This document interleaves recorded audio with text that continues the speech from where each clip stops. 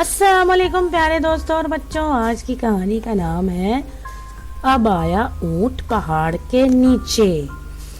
एक छोटे से जंगल में बहुत से जानवर रहते थे, शेर, बंदर, लोमड़ी, हिरन और भैंसा वगैरह। लेकिन हैरत अंगेज तौर पर इस जंगल में कोई भी हाथी नहीं था। भैंसा बड़ा जालिम था, सब जानवरों पर जुल्म करता और इनसे अपनी खूब खिदमत करवाता। भैंसे के जुल्म की वजह से सभी जानवर इससे डरते थे। वैसे भी भैंसा इन सब से ज्यादा ताकतवर था। यही वजह थी कि वो हर वक्त अपनी ताकत के नशे में रहता और जानवरों को कीड़े मकोड़े समझता था। एक दिन सारे जानवर लोमड़ी के पास जमा हुए और इससे कहने लगे कि वो कोई ऐसी तरकीब निकाले कि भैंसे से निजात मिल जाए। लोमड़ी ने तमाम जानवरों को मुखातिब करते हुए कहा कि ये सिर्फ तभी मुमकिन है कि भैंसे से ज्यादा खतरनाक जानवर इस जंगल में आ जाए, तब भैंसा इसके खौफ से हम पर जुल्म करना छोड़ेगा, वगरना वो सिर्फ अपने आप को ही ताकतवर समझता रहेगा। लेकिन वो जानवर कौन होगा जिससे भैंसा भी डरे?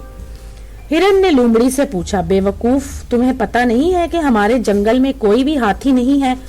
बस समझ लो, जिस दिन भी वो हाथी आ गया तो भैंसे की खैर नहीं।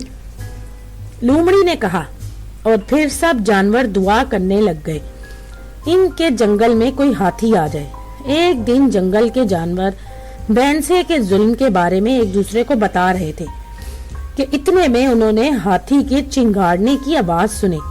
सारे जानवर मारे खुशी के छलांगे लगाने लगे और जिस तरफ से चिंगाड़ की आवाज आ रही थी वहां चल पड़े।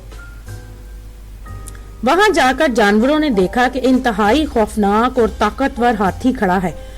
पहले तो सारे जानवर खुद भी इससे डर गए, मगर फिर लोमड़ी ने हिम्मत करके हाथी को खुशामदीद कहा और इसे जंगल में भैंसे के जुल्म करने के बारे में बताया।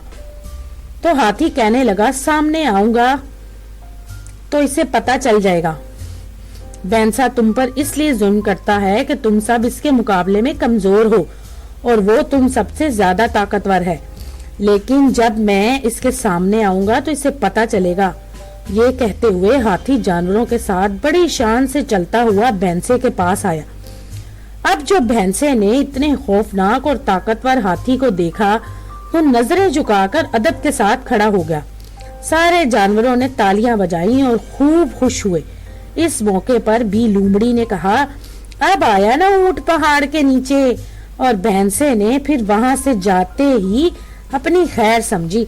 तो दोस्तों, अगर आपको ये कहानी पसंद आई तो मेरे चैनल को लाइक और सब्सक्राइब जरूर कीजिएगा।